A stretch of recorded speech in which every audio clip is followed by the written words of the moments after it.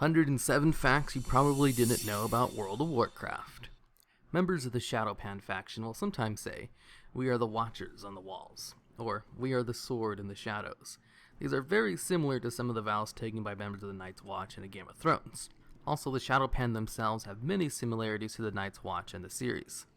The gloves, Ciriel's gloves of tutelage, and their flavor text are references to the character Ciriel Farrell from the show and books. You can find the permanent corpse of a clumsy adventurer at the bottom of a cliff in Nagrand. Some giant sea turtles native to the southern seas were captured by the Stormreaver clan in the Second War, and were used by the Goblin mercenaries as submarines. After the Scourge invasion of Kel'Thalas, which killed about 90% of the Elven population, the survivors retreated to Sunstrider Island, the Blood Elf starting zone. Sunstrider Island is the only Elven territory that has never fallen to the Scourge. A handful of Leaper gnomes work with the Forsaken in Lordaeron. They usually work for the Royal Apothecary Society as assistants or apprentices. The toads at the Pools of Purity in Pandaria, Rash, Zitz, and Pimple are references to the old arcade game Battlefields. The quest and achievement magnets, How Do They Work, is a reference to the song Miracles by Insane Clown Posse. A line from the song goes as follows, ahem, "Fucking magnets, how do they work?" which became an internet meme. The item, Psychopathic Hatchet, might be a reference to the group's label, which is named Psychopathic Records, featuring a man with a hatchet as their logo. The Scourge archers seen early on in the Death Knight quest chains are called Sky Darkeners, referring to this exchange from 300. "Our arrows will blot out the sun. Then we will fight to the shade." Most, if not all of the Elven gods are based on creatures created by H.P. Lovecraft. Cthulhu, Cthulhu, Yogg-Saron, Yogg-Sothoth, also from Yogg-Saron, the Fiend of 1,000 Maws, is a reference to H.P. Lovecraft's Shurub-Niggurath, the Black Goat with 1,000 young. Yashiraj, the Black Goat with 7 heads, which is whispered from Yogg-Saron, is also from H.P. Lovecraft. N'Zoth, Zoth Amag, the Emerald Dream, the dream state or cycle of Cthulhu in Dungeons & Dragons. Also, Azeroth is Azoth from H.P. Lovecraft. There was a clan on Draenor that never made it to Azeroth called the Lightning Blade Clan. I've never seen this clan. Oh, of course you haven't. That's the banner of the ill-fated Lightning's Blade clan, who never made it to Azeroth. I've heard that their initial rites were so harsh, few were ever able to pass them. What were these rites? Well, young warriors of Draenor were forced to stand on top of the highest peak of the Blade's Edge Mountains and hold aloft their axes during a thunderstorm. Only those struck by lightning at least 3 times could join the clan. There's a reason why they're not around anymore.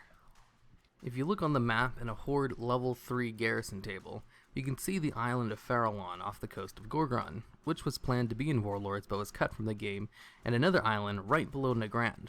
As for the island below Nagrand, my best guess would be that's supposed to be the Thundering Isles. All of the Forsaken ships are actually just old Lordaeron ships dredged up from the bottom of the ocean. Cthulhu, the final boss of AQ40, will whisper the words, "You are already dead, and your heart will explode." Kenshiro, the lead character from the anime Fist of the North Star, is extremely famous for the initial line, and often through his fighting style would cause massive internal damage to his opponents, including making their heart explode in an extremely violent fashion. In Uldaman, there are 3 dwarves, Olaf, Eric, the Swift, and Balog, who are the 3 lost Vikings from Blizzard's Super Nintendo side-scrolling game, and a playable character in Heroes of the Storm. Alliance players can get 2 quests involving them, and Horde players are required to kill them to fully complete the instance. Their combat abilities from the original game have been translated faithfully to the Warcraft universe. When killed, Balog drops the sword, Nordic long shank, and Balog's short bow. Olaf drops a shield, Olaf's all-purpose shield, which allows the user to float for 10 seconds. And Eric, the Swift, drops horn running boots and a horn Viking helmet, with the ability to charge the enemy, sending it for 3 seconds and heal for a shorter period of time. These abilities are references to the character's unique abilities in the Lost Vikings. There are also 2 items Alliance players must retrieve in conjunction with the quest The Hidden Chamber, the Shaft of Tisal, and Ginikiv Medallion. These 2 items contain the words Lost Viking spelled backwards. A Death Knight starter quest, How to Win Friends and Influence Enemies, is a play on the title of Dale Carnegie's book, How to Win Friends and Influence People. a popular book for learning how to manipulate people. In vanilla, Warrior's Recklessness ability had a 30-minute cooldown. It also increased the damage you took while giving you a 100% crit chance. Can you imagine a major DPS cooldown with a 30-minute cooldown today? With over 14 million copies sold, WoW is the second best-selling computer game of all time, right behind Minecraft. Many companion pets have special modes for when they are out in the world. Creepy Crate will death grip nearby critters randomly. The Sunblade Micro Defender will randomly send down a shockwave to kill all nearby critters. The Fiendish Imp will sometimes summon a different imp named Kill Rat. And many, many more, most of which involve killing critters. In Gorgon, there is a secret little island with 4 chairs and a campfire. If you click the campfire, it takes you to a cave with the same setup, only on the Timeless Isle. In the entrance to the Mana Tombs, there is an NPC named Slim, the Shady Dealer, who isn't very happy about what his name is a reference to. Before mailboxes had 12 slots for items, you used to only be able to mail one thing at a time. The Wild Hammer fact checker right next to Falstead is based on the red shirt guy from BlizzCon. In the Dread Wastes, the buffs that the Calaxy give have names referring to some heavy metal songs.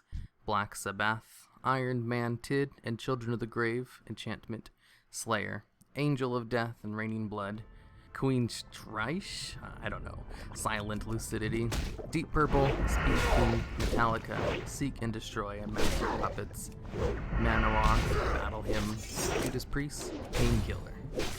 The 2014 BlizzCon cosplay contest winner had a very well done Grand Empress Shek'Zir costume, but it broke apart before she could accept her prize. In-game, there is a fairy dragon named after her who will transform into the costume if you talk to it. The raid Uldar is possibly a reference to the elder god Ulthar/Ulthar from H.P. Lovecraft's Cthulhu's mythos. Uldar was an elder god, similar to the Titans, sent to Earth to keep vigil over the Great Old Ones, which the Old Gods are based on, much like how Ulduar is a prison for the Old Gods. The Keepers in Ulduar are also direct references from Norse mythology. Freya is Freyja, Nimron is Mimir, Hodir is Hod, Thorum is Thor, Arya having cats can also be attributed to towards Lovecraft, the short story, The Cats of Ulthar, where there is a law forbidding the killing of any cats in the town.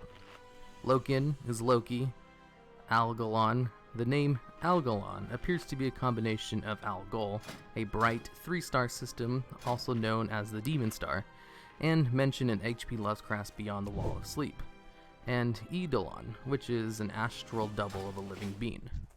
There is a very subtle How to Train Your Dragon reference in the Horde Frosthall Tavern. The achievement, Do a Barrel Roll, is a reference to Star Fox 64. The line, which was delivered by Peppy Hare and advised to players, became an internet meme. While not quite making it into the Burning Crusade, as it was renamed Gladiator Slicer, the Sword of 1,000 Truths was introduced as a drop in New Nax Ramis, and renamed Slayer of the Lifeless, complete with the flavor text Foretold by Salzman, both obvious nods to the Make Love, Not Warcraft episode of South Park. One of the phases of Mimron is named V07TRON, a reference to the anime robot Voltron. Additionally, the achievement title, And All Form the Head, gained when looting Mimron's head is a quote from the show. The quest, Jumping the Shark, takes its name from the popular expression meaning that a form of entertainment is declining in quality beyond recovery. Next up, I'll talk about a few Simpson references for this one fact. There is a quest NPC in Eversong Woods named Groundskeeper Willith, a reference to Groundskeeper Willie. The skinning trainer in Chattrass City is called Seymour, Grand Master Skinner, a reference to Seymour Skinner, the principal of Springfield Elementary. The Mr. Pinchy item is a direct reference to the lobster that Homer raises and is forced to eat by himself when he accidentally cooks it. Occasionally, one of the children fishing off the docks at Stormwoods will yell out that he has caught a big, 3-eyed fish, just like Blinky, the radioactive 3-eyed fish from the series. In the Orc internment camps in the Cavern of Time's dungeon Escape from Durnhold, the occasional guard will yell, "I was just taking orders," a reference to the common excuse used by Nazi labor camp guards during the Nuremberg trial. The jewel crafting Cataclysm dailies in Orgrimmar and Stormwind references characters and events from the series Futurama heavily. In the quest, A Present for Leela, Leela has purple hair, is a ship captain, and apparently only has one eye left, but is still attractive, which are attributes of Turanga Leela as well. Bonder, or Curver, in the Alliance version, is apparently a thief, which his friends are oblivious about, and likes drinking, which describes Benedict. In the quest Elemental Goo and the latest fashion mentions Professor Farnsworth and Dr. Wernstrom, which stand for Professor Farnsworth and Dr. Wernstrom, rival scientists and mortal enemies, while the latest fashion mentions disregard for the dangers of science/magic, as well as finding other uses for inventions that have been proven to be dangerous, a trait of Farnsworth. The hand stuck in jar joke in Elemental Goo's completion text might refer to the series Heads in Jars. The quest Nibbler, No! Nibbler is a direct reference to Leela's pet of the same name, which can and will devour and digest anything, while its droppings are too heavy to lift. In reference to the never-ending story, the region Swamp of Sorrows is likely a reference to Swamp of Sadness, where Atriel loses his horse, Artax. The Legend of Stolvan quest chain, of which I have a pretty decent video on this channel of, are partially about a man infatuated with an adolescent girl named Tilua, an anagram of Lolita, the titular character of the famous novel Lolita. During the First War, the Orcish horde used their own variation of necromancers, the Necrolites. Bishop Natalai Saline of Lordaeron began delving into the workings of their magic in order to provide the Kingdom of Azeroth with assistance. However, over time, she became increasingly obsessed with finding out why such dark energies existed at all. Eventually, she began preaching about the necessity of a balance between the light and the shadow, but after her death, her books were locked away by the Kirin Tor. Some Forsaken priests eventually rediscovered her teachings, thus explaining why undead can become priests, and the existence of shadow priests. According to Brand Bronzebeard, the Gorloks of Northrend originated from an unknown frog ancient. The Murlocs then evolved from the Gorloks, infesting Azeroth waters to this day. Thinking with Portals, a memorandum of proper portal usage. One of the funny books that can spawn instead of the real books needed for higher learning shares a name with the game's catchphrase, "The cake is not a lie," reference to the popular line, "The cake is a lie." In the Elwyn Forest are farms owned by two feuding families, the Stonefields and the McClures. This is a reference to the Hatfield/McCoy feud from American history. There's an NPC on the docks of South Shore named Farmer Kent, a reference to either Clark Kent or his adopted father, a farmer who found and raised Superman. The Gill Goblins, goblins who live underwater looting sunken ships, were actually an accidental invention of Hobart Grapplehammer, one of the NPCs in the Goblin starting zone. He's not entirely sure whether it's an accomplishment or a failure. Hobart Grapplehammer also invented Subject 9, originally a baby raptor from the Barrens. She obtained a very large intellect, made a few babies, built a rocket with the assistance of the player, and left Azeroth in a small quest chain. Following the death of Medivh, his staff, Adesh, was brought to Dalaran. After several members of the Kirin Tor attempted to wield it and died soon afterwards, the staff was locked up and a special position was created to watch it. Following the destruction of Dalaran at the hands of Archimonde, the staff was shattered, and its pieces were scattered all over Azeroth. Through a complicated chain of events, the staff was eventually reforged by Medivh's son, Madan, and is currently in the possession of Archmage Kagdar. Since launch, WoW has been played collectively for over 6 million years. The achievements granted for killing rares, a worthy opponent, could we find more like that, and glorious, are all famous quotes from the Templar Companion in Diablo 3. The achievement Alone in the Darkness is a reference to Alone in the Dark, which is an action-adventure horror video game with many references to Cthulhu, similar to the Yogg-Saron encounter in its achievement for. In the cockpit of the Sky Golem, there's a picture of the Queen of Blades. According to Ask CDev, both Ner'zhul and Arthas were holding back from unleashing their full forces during their respective reigns as a Lich King. If they hadn't, World of Warcraft might be called World of Mindless Zombiecraft. Goblins served Deathwing 10,000 years ago, back in the War of the Ancients. They were the ones who made Deathwing's original time armor. Some also served him during his attempt to take over Alterac. The Dreadlords are the first known to experiment with necromancy in Warcraft lore. During the War of the Ancients, a handful of Dreadlords were seen reanimating corpses in the ruins of Suramar. This shocked and disgusted the observing Night Elves, with the exception of Illidan Stormrage, who thought it was totally neato. The largest animal in Azeroth happens to be a turtle, Shen Zin Su. Several thousand years ago, the Pandaren Lu Lang started a journey to explore the world atop Shen Zin Zu. He returned to Pandaria every 5 years, and as the turtle grew bigger, more and more Pandaren joined him. After Lu Lang's death, the turtle never returned to Pandaria again, However, it has continued to grow. The white tiger Zune seems to be a fan of Mortal Kombat. Along with his achievement, Finish Them, he also says, test your might, when you accept his quest.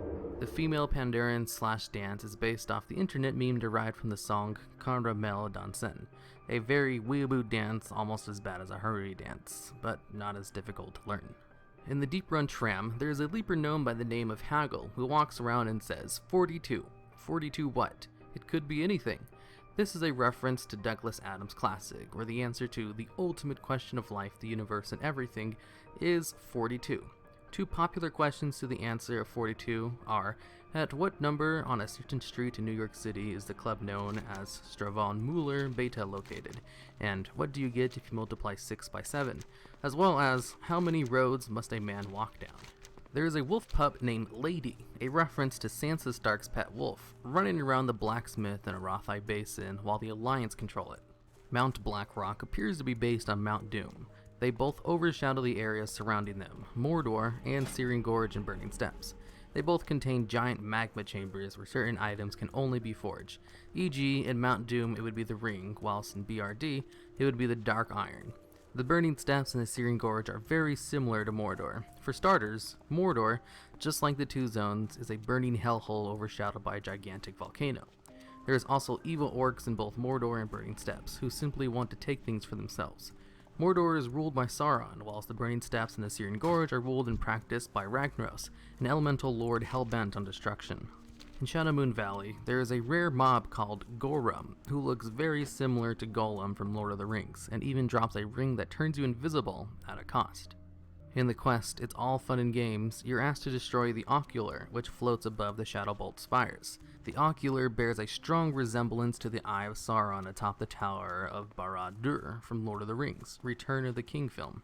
The One Ring is a direct reference to the One Ring to rule them all from the Lord of the Rings. Like Smeagol, you find it while fishing.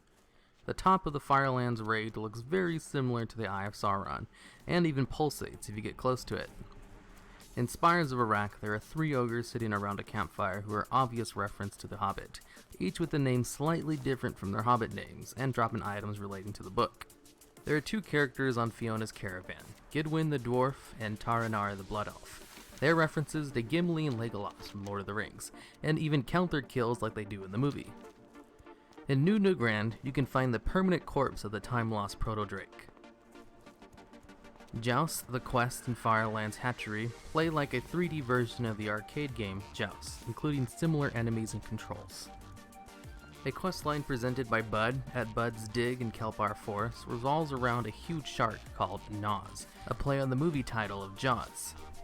The names of 2 quests, and Dun Dun Dun Dun Dun references the movie's musical theme, imitated with a human voice.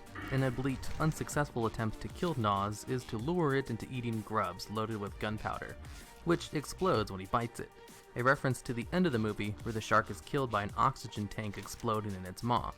Another obscure reference might be the fact that Nas' boneyard is filled with orca remains. The boat in the movie was named after the orca, considered the only natural enemy of the great white shark. In southern Feralis, near the steam pools, you can find a goblin resort. This is where you can find Gordon Tramsey, head chef, which is a clear reference to Gordon Ramsay. The quest, A Bone to Pick, references 2 things, the first being in The Simpsons in the episode Treehouse of Horror 3, where Homer attempts to purchase cursed frozen yogurt. The episode features a dialogue repeating and alternating, "That's good," followed by "That's bad," set of statements. Both the episode and the quest refer to a cursed item, and second, Pirates of the Caribbean, as there is a cursed treasure that turns anyone who touches it into a skeleton. There's an NPC in the Twilight Highlands called Mia the Rose, which is a reference to porn actress and WoW player Mia Rose. Rose plays a night elf female. According to the apothecary Renzinth in the blood elf town of Trinkelin, Murlocs managed to retain their free will and undeath. Their spines are apparently an important component to the potential cure for the plague. In New Nagrand, there is a permanent corpse of an aspiring wolf rider next to the bloody corpse of his wolf. There is a scroll beside this dead NPC. Upon clicking it, you will get the following text. It is not enough that the wolf regard you as its master. To ready your wolf for riding, you must break its will completely. Once you have subdued your wolf, you will mount it and ride it to the top of the tallest peak in Nagrand.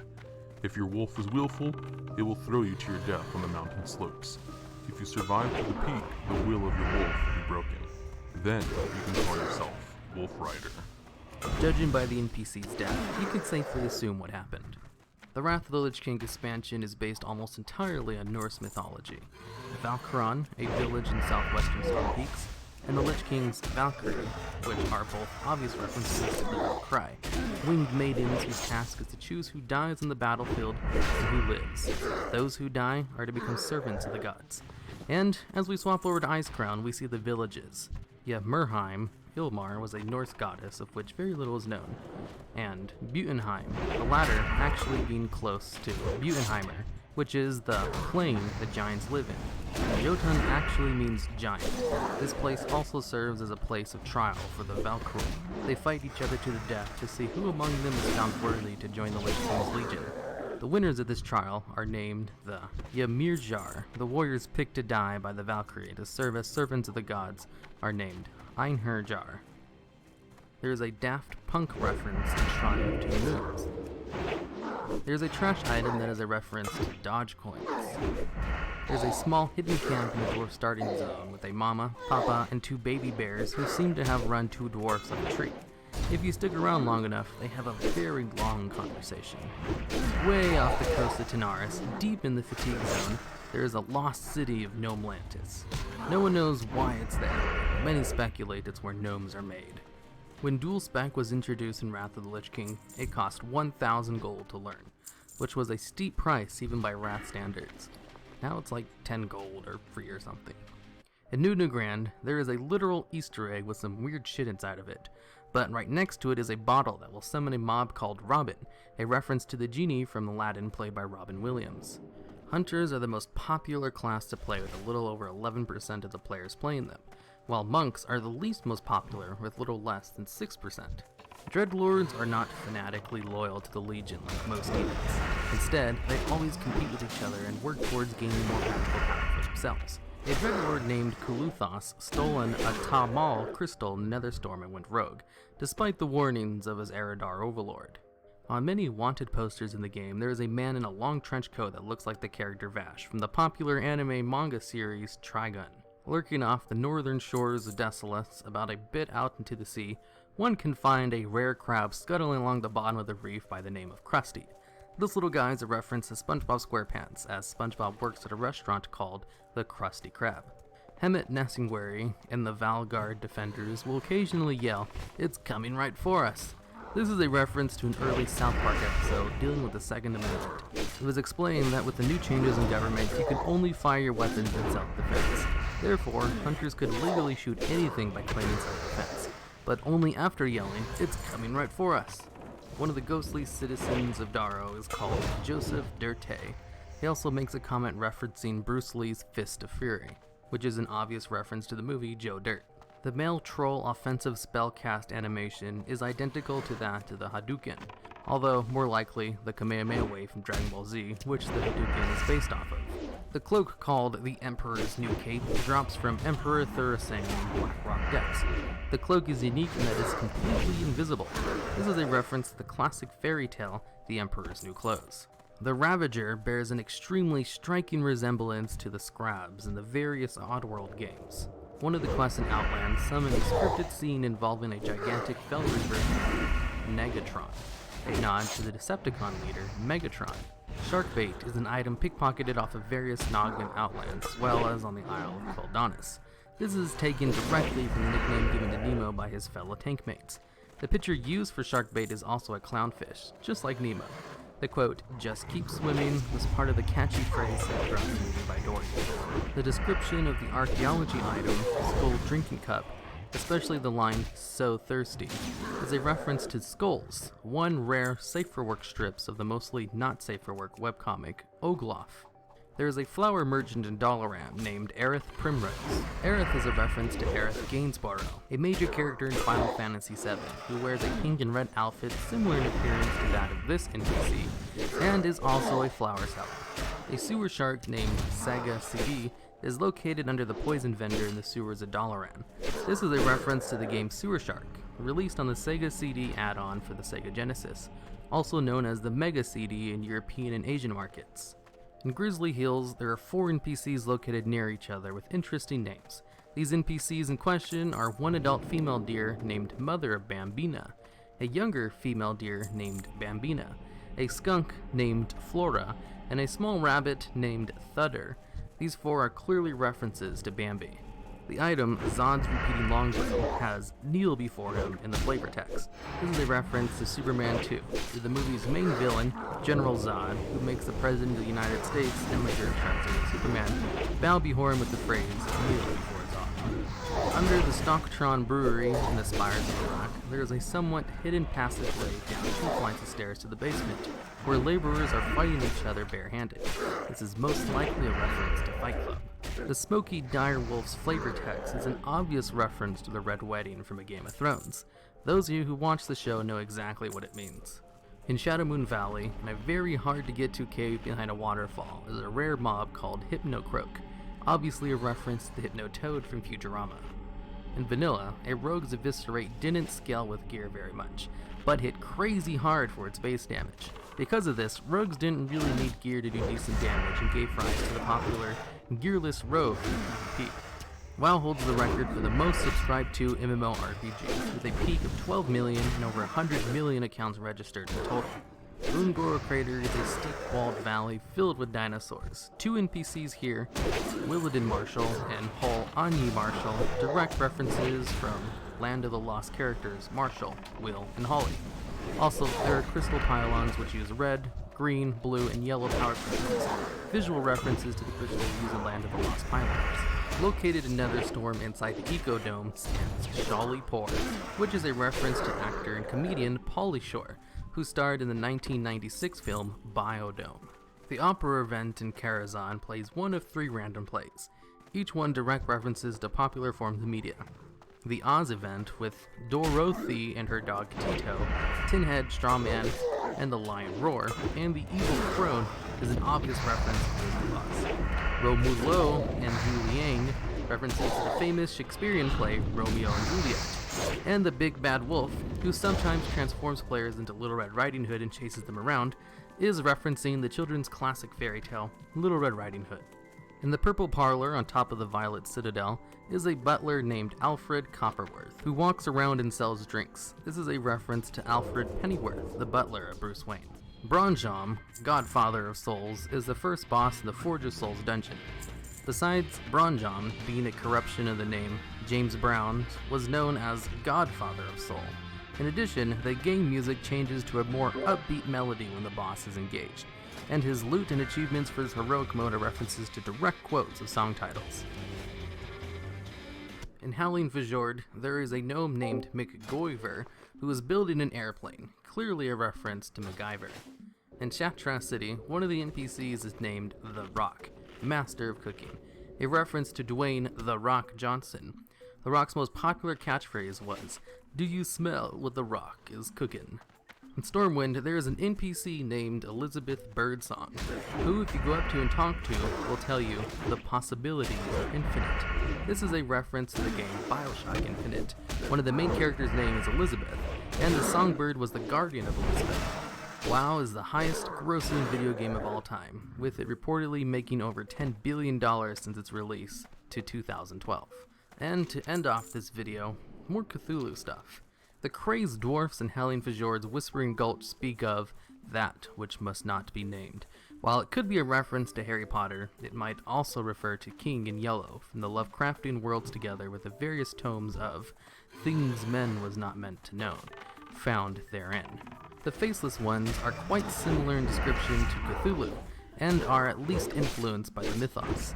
Sometimes they also say Shernab, Yog Saron, which is a reference to Shub Niggurath, another god from Lacrath's pantheon. The achievement, In His House He Waits Dreaming, is a reference to a ritualistic chant to the Cthulhu cult. In his house at Relay, dead Cthulhu waits dreaming.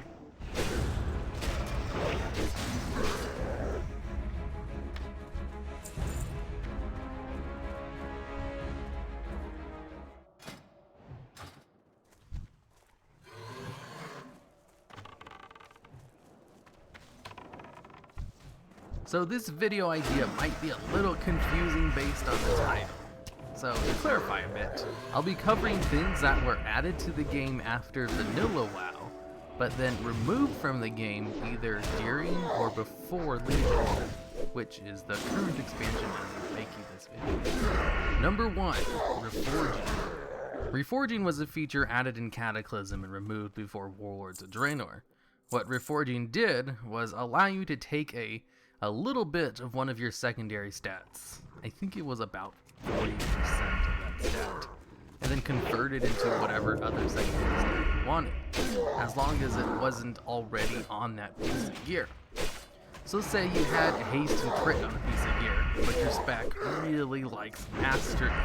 You could reforge haste or crit into mastery to suit your gear more to your taste. Sounds pretty great, right? Well, it was, and I still kinda miss it, but it did have its flaws as well. You see, around the time Reforging was in the game, players still had the hit stat. Casters needed 16% hit to never miss bosses with spells, and physical DPS needed 8%, and any hit after the hit cap was considered a dead stat. So Reforging was all about hitting the hit cap as close as possible, and then reforging everything else into your best stat. But hit chance was a little bit more complicated than that. Dual wielding hit cap was at 27%. Rogues had to hit the spell hit cap of 16% because their poisons were considered spells for some reason. All classes and specs had random buffs or talents that gave increases to hit chance. And Alliance players had to reforge their gear around whether or not they'd have a Draenei in their raid group, because their racial gave everyone in the raid 1% extra hit. So really, the problem with the reforging was hit chance, and that's not even going into expertise and spell haste caps as well. According to Blizzard,